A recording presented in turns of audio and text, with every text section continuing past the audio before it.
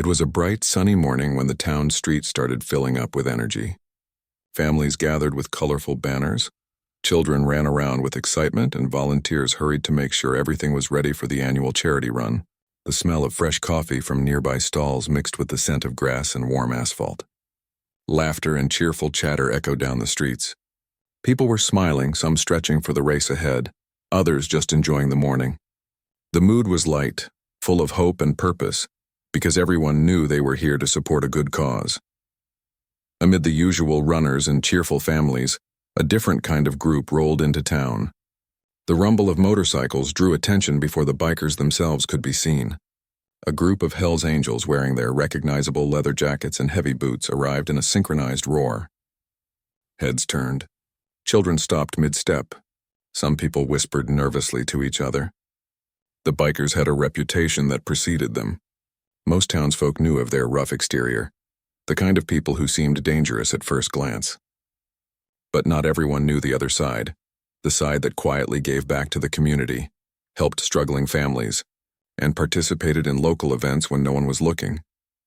The bikers parked their motorcycles neatly at the side, their engines still humming softly.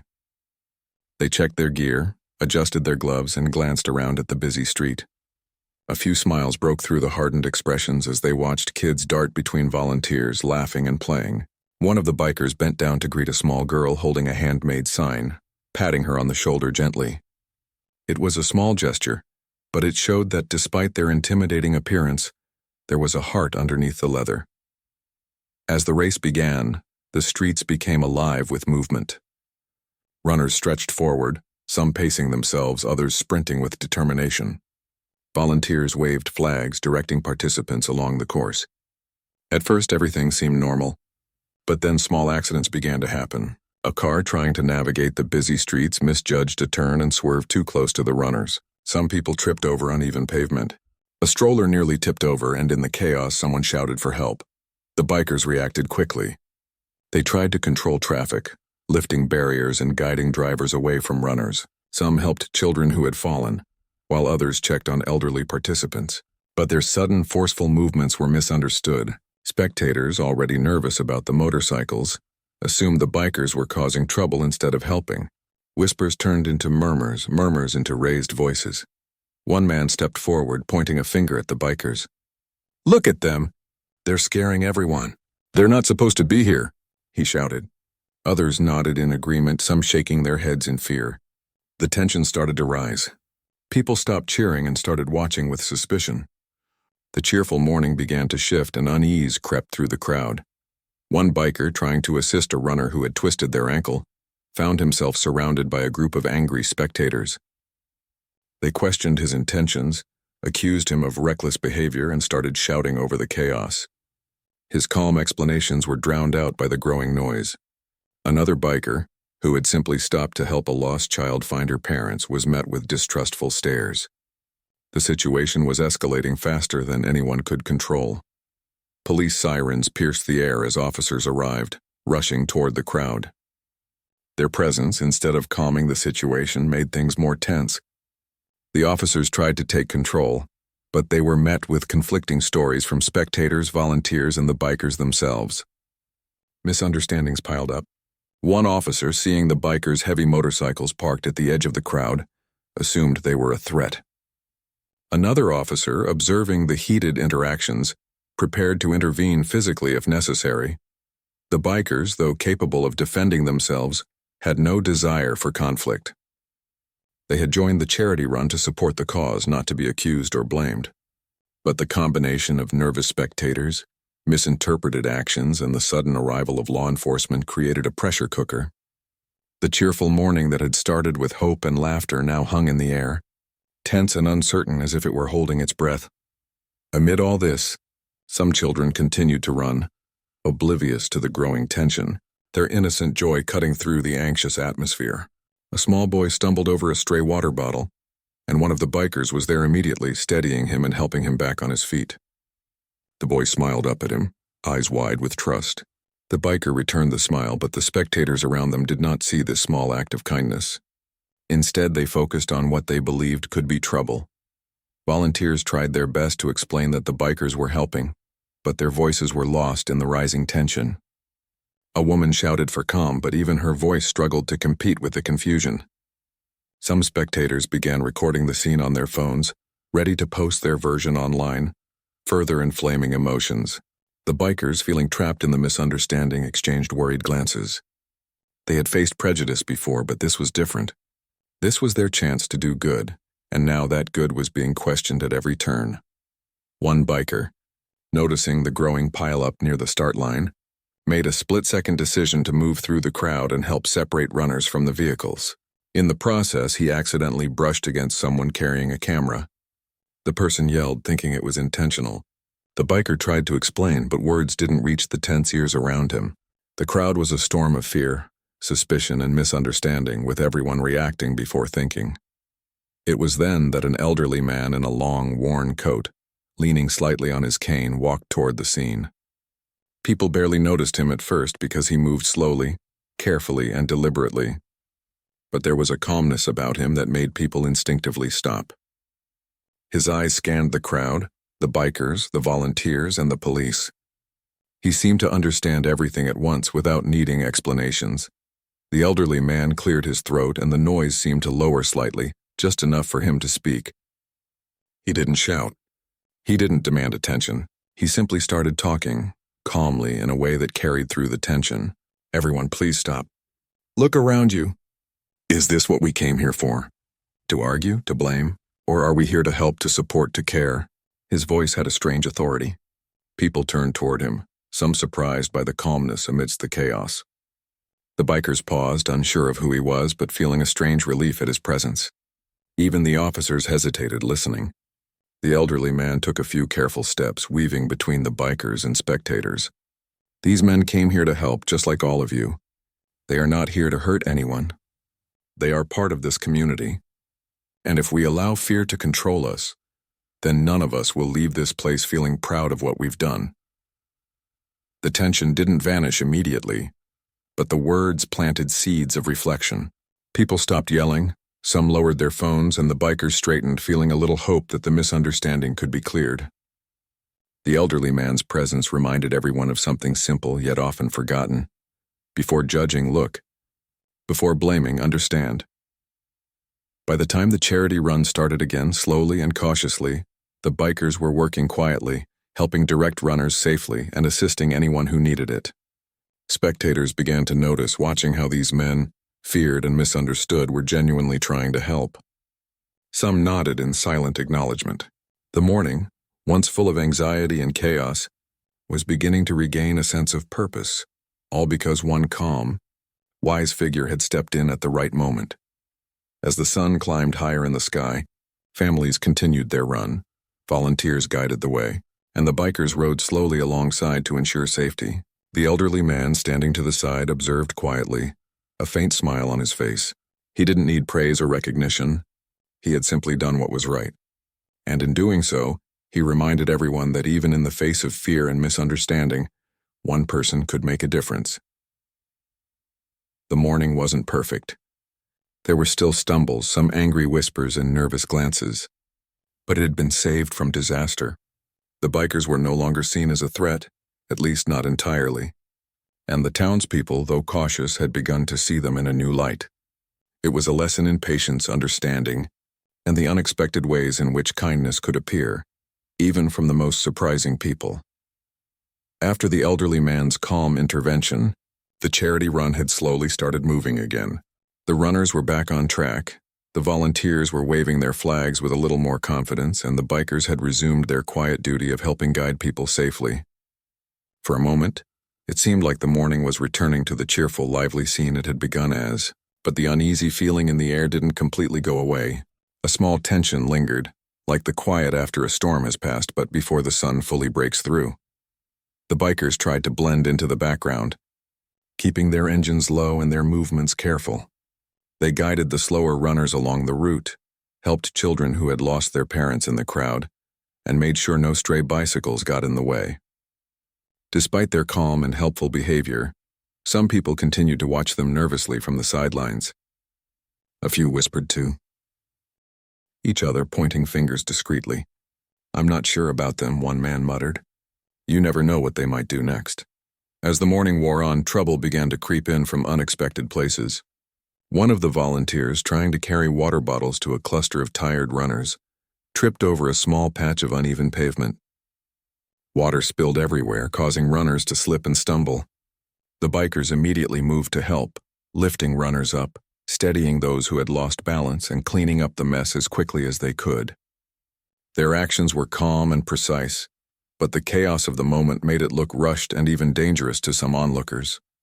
A woman, standing close to the scene with her child, shouted angrily, "Watch what you're doing. You're scaring everyone." She pointed at a biker who had bent down to pick up a runner's fallen water bottle. He straightened slowly, raising his hands to show he meant no harm. But her words had already stirred others nearby. More people began murmuring in agreement. Some started taking out their phones, recording the scene, as if waiting for the perfect moment to post online and prove that the bikers were troublemakers. Police officers, already on high alert from earlier, began moving closer again. They didn't want another accident to happen on their watch. One officer approached a biker cautiously, hand on his radio. "Sir, step aside," he said firmly. The biker complied, moving slowly and carefully. "I'm just helping," he explained quietly. But the officer, focusing on what he thought he saw rather than listening to the explanation, kept a wary eye on him.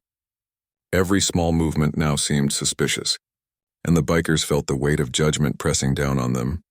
Meanwhile, a few children had wandered off from their parents, drawn to the motorcycles parked along the edge of the route. One small boy ran between the parked bikes, laughing, oblivious to the tension. A biker noticed him immediately and gently guided him back toward the volunteers. The boy smiled up at him, and for a moment everything felt lighter.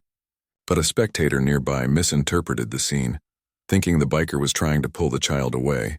A shout went up, and suddenly the calm moment turned tense again. It was clear that despite the bikers' intentions, the crowd's fear and misunderstanding were growing stronger. Every attempt to help seemed to be seen as a threat. The bikers, who had started the morning full of hope to participate in a good cause, now found themselves in a delicate situation. They had to be careful with every action, aware that even a small mistake could be blown out of proportion. One biker, trying to clear the way for an elderly runner who was struggling with her pace, accidentally brushed against a photographer. The camera fell to the ground with a loud crash. The photographer, startled and angry, accused the biker of being reckless. The biker apologized immediately, but the words were drowned out by the growing tension around them.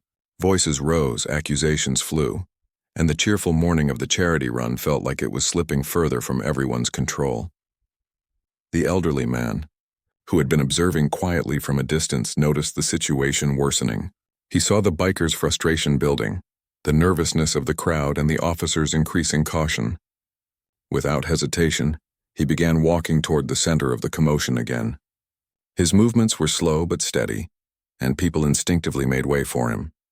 There was something in the way he carried himself, a sense of calm authority that made others pause.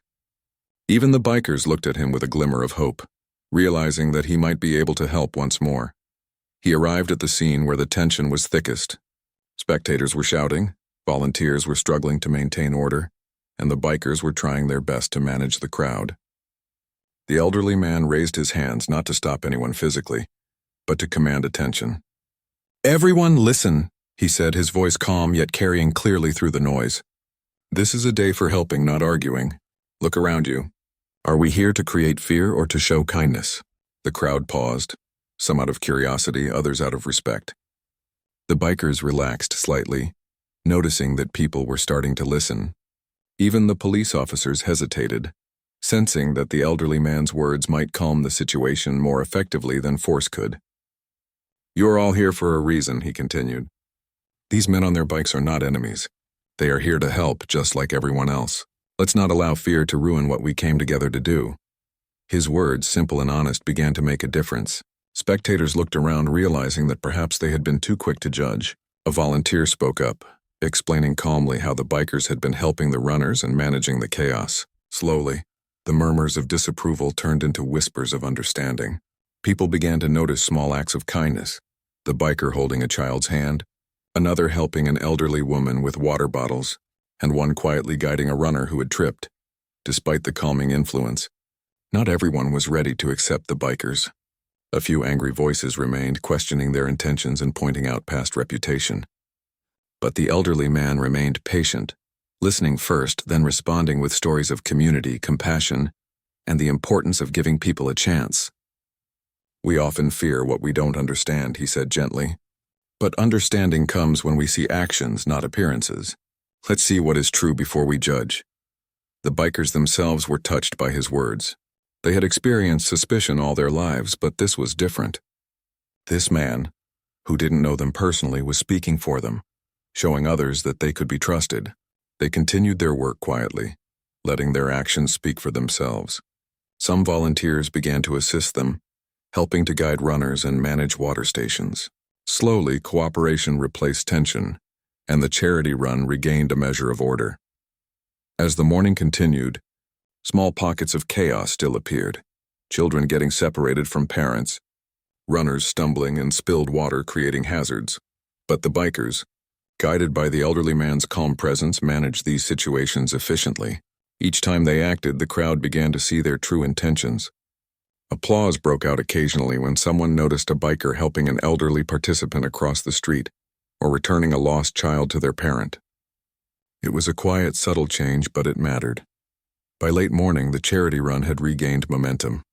Runners were moving with purpose, volunteers were cheering again, and bikers were riding slowly along the route, providing safety and support.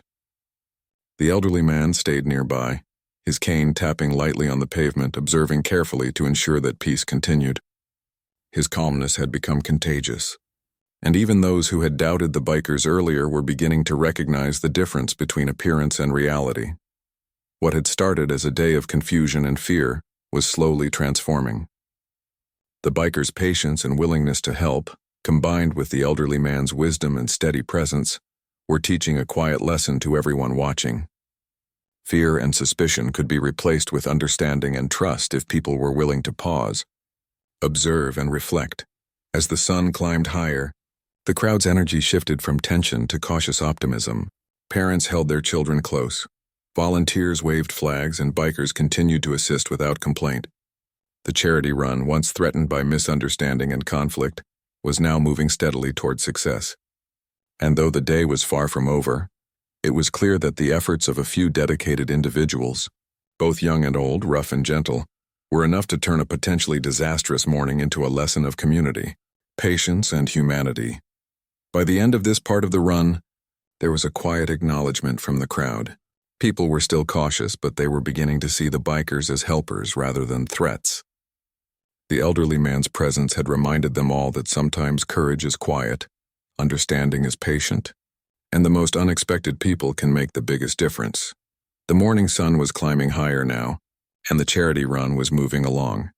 But a new sense of tension was beginning to ripple through the crowd. The bikers had managed to calm some fears and regain a measure of trust. Yet small misunderstandings kept arising. Children would dart ahead too fast, volunteers would give unclear directions, and a few spectators, still suspicious, whispered and pointed fingers. The bikers tried to remain calm and helpful, but their patience was starting to wear thin. It was during this moment that a new challenge appeared. A small section of the route had become crowded because of a delivery truck that hadn't arrived on time. People were trying to squeeze past it, and runners were slowing down abruptly. One biker tried to guide the runner safely around the obstacle, waving his hand and signaling them to follow a clear path. But in the confusion, someone tripped, falling into another runner. Shouts of frustration filled the air. A few spectators, misreading the bikers' attempts to help, started yelling, "Move them out of the way. You're making things worse," they shouted. Others joined in, adding to the chaos. Volunteers ran back and forth, trying to calm both the runners and the crowd, but it was like trying to hold water in their hands. Every action seemed to spark another reaction, and the bikers, despite their careful efforts, were beginning to feel the pressure mounting. One biker, noticing that a young child had wandered too close to the busy street, rushed forward to grab the little hand and pull the child to safety. The child's mother ran up, her face a mixture of relief and anger. She had been worried and scared, thinking the biker had been reckless. "Why are you moving so fast?" "You scared me," she exclaimed. The biker nodded respectfully, trying to calm her, but the surrounding crowd misinterpreted the scene. Whispers of suspicion quickly turned into louder accusations. The tension escalated further when an elderly runner struggling to maintain his pace stumbled and nearly fell into the biker's path. One biker caught him just in time, steadying him carefully, but the crowd, now on edge, mistook the action for something aggressive. Someone shouted, "Look at that! He's pushing him!" Immediately others joined in, and the noise grew. It felt as if the entire atmosphere had shifted from cautious optimism to outright fear. The bikers, who had tried to maintain patience throughout the morning, now found themselves surrounded by a crowd that was questioning every move they made. Some spectators began recording the incident on their phones, ready to post the story online, their excitement fueled by the drama unfolding before them. The bikers' faces tightened, but they refused to retaliate. They knew that any sudden reaction could make the situation worse. At this moment, the elderly man, who had been observing quietly from the side, realized that his earlier words of calm were not enough. He had paused near a small bench, watching the bikers struggle with the growing tension. He could see that despite their intentions, the crowd's fear was reaching a tipping point. If he didn't act now, the situation could spiral out of control. With slow, deliberate steps, he began moving toward the center of the commotion. His cane tapped lightly against the pavement, a steady rhythm that seemed to cut through the noise just enough to draw attention. People instinctively made space for him. Even the bikers looked up, their expressions filled with a mixture of hope and concern. They knew he had helped before, but now, the challenge was bigger, and they didn't know if his calm presence alone would be enough. He reached the middle of the chaos and raised his hands, not aggressively, but in a way that demanded attention. "Please, everyone, stop for a moment," he said, his voice calm but firm. The sound carried through the crowd, and for a brief moment there was silence, enough for people to notice him and reconsider their actions. "This is not a moment for anger, fear, or blame. Look at what is happening. Are we here to fight or to help? Are we here to support each other or to tear each other apart?" His words made people pause. Some spectators lowered their phones. Others looked around, seeing the confusion and chaos from a new perspective. Even the police officers, who had been preparing to step in, slowed down and observed, sensing the authority in his calm demeanor. The elderly man didn't shout or command. He simply spoke truthfully, reminding everyone why they were there: to support a cause, to care for one another, to make a difference. He walked slowly among the bikers and the runners, acknowledging their efforts quietly. "These men," he said, gesturing to the bikers, "are here to help, not harm. They are part of this community, just like everyone else. Their hearts are not defined by their appearance. They are defined by their actions." His words carried weight. People began to see small moments they had missed before. A biker lifting a fallen child, another offering water to a tired runner, someone guiding an elderly participant safely across a busy street. The crowd's mood began to shift, slowly but noticeably. The whispers of fear and suspicion softened, replaced by quiet acknowledgement. The bikers straightened slightly, encouraged by the support that was beginning to grow. Volunteers stepped in to assist them, helping manage the runners and guide families along the route. The combined efforts of everyone began to bring a sense of order back to the morning. But even as calm returned, the elderly man knew that the situation was delicate. Any sudden misunderstanding could reignite tension. He moved strategically, placing himself between the bikers and the most nervous spectators. His presence alone seemed to have a stabilizing effect. People instinctively paid attention, sensing that he understood more than just the immediate chaos. He understood human fear, the need for trust, and the power of a single steady voice in moments of crisis. The bikers, who had been on edge for hours, felt a strange sense of relief. They had faced judgment and suspicion countless times in their lives, but this man, a stranger, had given them a chance to be understood. They continued their work quietly, guiding runners, assisting families, and making sure no one stumbled or fell. Each small act of kindness was noticed now, not just misinterpreted, and the morning gradually began to feel like a community effort again.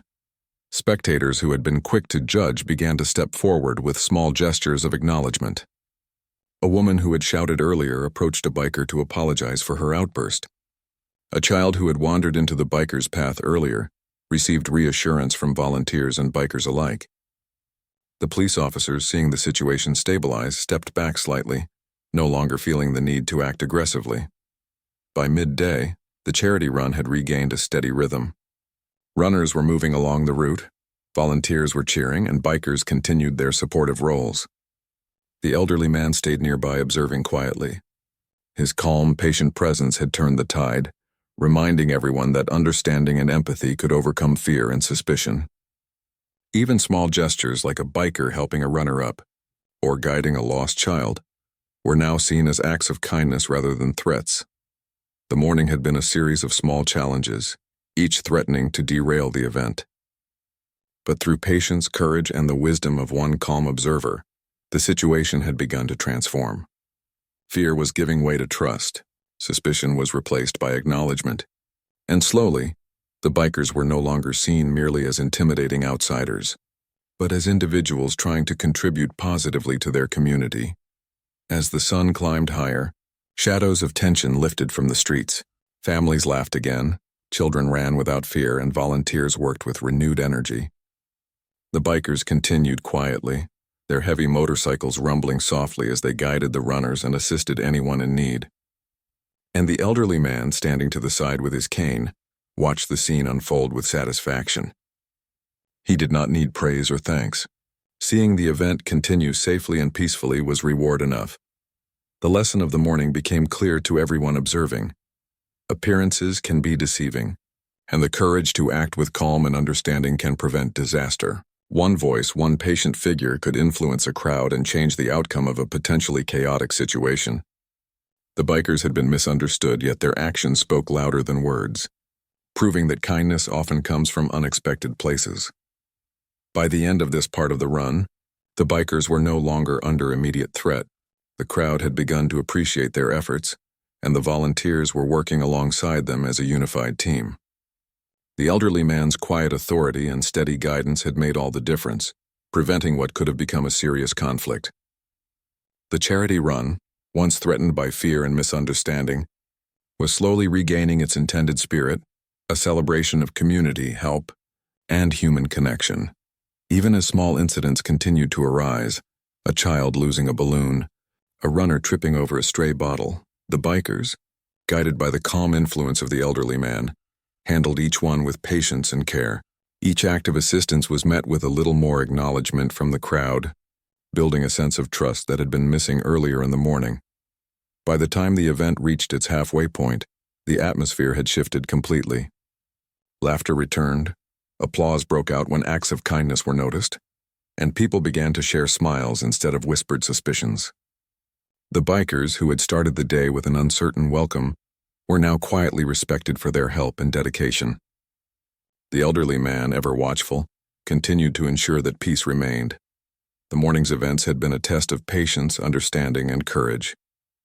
And in part 3 of this story, it was clear that while fear and misunderstanding could easily spiral out of control, the steady presence of a wise and compassionate figure could restore trust and unity. The bikers had faced a challenge they did not expect. Yet with patience, humility, and quiet determination, they were beginning to show the town their true intentions. By midday, the charity run was in full swing. But despite the progress made earlier, the tension had not fully disappeared. Small misunderstandings and minor accidents continued to flare up. A few spectators still watched the bikers with suspicion, ready to assume the worst. The bikers had proven their helpfulness repeatedly, yet the weight of judgment from the crowd lingered. The earlier calm provided by the elderly man had prevented chaos, but it was clear that his guidance would be needed again if the day were to continue safely. It began with a small commotion near a crowded intersection. A group of runners had slowed unexpectedly to take a break, creating a bottleneck. Volunteers tried to redirect them, but the limited space and the crowd's size made it difficult. A cyclist participating in the event lost control slightly and fell, brushing against a biker who was nearby. The fall was minor, but it drew immediate attention. Spectators gasped and pointed, some shouting accusations, thinking the bikers had caused the accident. One biker bent down immediately to help the cyclist up. He offered water and reassured them that they were okay. But the crowd's nervous energy turned the simple act of assistance into suspicion. "Watch him," someone shouted. "He's being rough." Others echoed the sentiment, and within moments the small accident became the center of everyone's attention. A few volunteers tried to intervene, explaining that the biker had only helped, but their voices were lost in the rising noise. At this critical moment, the elderly man, who had been observing from a distance, stepped forward. He did not rush or act aggressively. Instead, he moved deliberately, his cane tapping gently on the pavement. People instinctively made way for him. His calm presence seemed to create a quiet bubble amidst the noise, drawing the attention of the crowd. Even the bikers straightened slightly, a mixture of relief and hope crossing their faces. They had already seen the power of his words once before, and they trusted him to help guide the day safely. He positioned himself between the bikers and the most anxious spectators. Raising his hands, he called out, "Please stop and listen for a moment." His voice was calm but carried an authority that made people pause. The crowd quieted, curious and uncertain as he continued. "This is a day for helping, for kindness, for supporting each other. Let's remember why we are here. No one is trying to cause harm. Look around you. Look at the actions, not the appearances." The elderly man began walking slowly among the bikers and spectators. He pointed to a biker who was helping a fallen runner. "See this? See what is happening here? These men are helping, guiding, and protecting. Their hearts are not defined by the jackets they wear, but by the good they do." The simplicity of his words cut through the tension. Some spectators lowered their phones, realizing they had been too quick to judge. Others nodded quietly, acknowledging the truth in his statement. He paused near the center of the crowded intersection. "Fear makes us act before thinking. Suspicion makes us see danger where there is none. But understanding comes from seeing clearly and patiently." His words were not directed at anyone individually. Instead, they carried a universal truth that seemed to calm everyone around him. Even the police officers hesitated, sensing that force was not needed as much as patience and guidance. The bikers, encouraged by his words, continued their work, but now with a renewed sense of purpose. One helped a young child find their parent, another guided an elderly runner safely across the street, and a third cleared debris that had caused people to trip. These actions, once misunderstood, were now recognized as gestures of goodwill. Spectators began to respond positively, offering smiles and even words of thanks. Slowly, the atmosphere shifted from tension to cautious appreciation. A small group of spectators approached the elderly man, curious to understand his perspective. "Why are you helping them? Don't you see how dangerous they look?" one woman asked. He smiled gently, tapping his cane lightly on the ground. "It is easy to fear what we do not understand. But the measure of a person is not in what they look like, it is in what they do. Look carefully, and you will see the truth." His calm explanation seemed to resonate with those around him, softening their apprehension. Meanwhile, a minor accident threatened to disrupt the flow again. A volunteer tripped, spilling a tray of water bottles into the path of approaching runners. A biker immediately jumped in to clear the bottles, preventing several people from slipping. But some spectators, still suspicious, gasped and shouted warnings, thinking the biker's movement had been reckless. The elderly man stepped forward once more, placing a gentle hand on the biker's shoulder.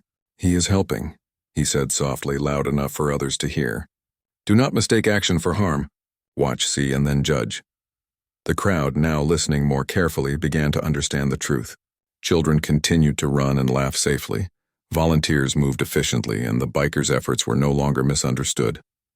Even the police officers relaxed, observing that the situation was under control and that the bikers were actively supporting the event rather than disrupting it. The elderly man's steady guidance had created a ripple of calm that spread across the crowd. As the charity run progressed, more moments tested the patience and understanding of everyone involved. A small dog escaped from its owner and ran across the route, creating panic among runners. The bikers, quick to respond, gently guided the dog back to its owner without causing harm to anyone. Spectators who had been skeptical earlier now watched in awe at the careful handling of the situation. Applause quietly spread through parts of the crowd, acknowledging the bikers' good intentions. The elderly man stayed nearby throughout these events, his eyes scanning for trouble, his presence reassuring both bikers and spectators. He didn't intervene unnecessarily, but when tension arose, he stepped in calmly and decisively, offering words of wisdom that reminded everyone of the bigger picture. His approach was simple. Observe first, understand second, act with patience. This method, repeated time and again, prevented chaos and restored a sense of order. By the afternoon, the charity run had regained its momentum. Runners moved steadily. Volunteers guided them efficiently, and the bikers continued their supportive roles with quiet confidence. The crowd had begun to shift in perception. Fear had been replaced by cautious trust, and suspicion had been replaced by acknowledgement of the bikers' helpful actions. Small acts of kindness, offering water, guiding the lost, clearing obstacles were now recognized, and people began to appreciate the bikers' presence. At one point, a young boy tripped near a water station, and a biker caught him just in time, lifting him gently to his feet. The boy's mother ran forward, gratitude written clearly on her face. Spectators nearby who had previously doubted the bikers began to nod and smile quietly. Even the police officers exchanged approving glances. The elderly man, standing a few feet away, observed silently, satisfied that his calm intervention had made a real difference. He knew the day was far from perfect, but he also knew that trust, once built, could prevent most misunderstandings. He walked slowly through the crowd, offering quiet words of encouragement where needed. To a volunteer struggling to manage runners, he said, "Patience is your strongest tool. Speak kindly, act clearly, and people will follow." To a worried spectator, he said, "Fear is natural, but understanding is stronger. See the actions before assuming the worst." Each word was simple, but it carried the weight of experience and empathy, grounding the entire scene in calm understanding. The bikers, inspired by his presence, continued their assistance with renewed determination. They guided runners through crowded intersections, offered drinks and snacks, helped children and the elderly, and carefully monitored the path to prevent accidents. Their actions, once questioned, were now appreciated. Volunteers began to coordinate with them more willingly, creating a cooperative environment. Even skeptical spectators could not deny the positive difference they were making. As the day wore on, the elderly man remained a quiet, stabilizing presence.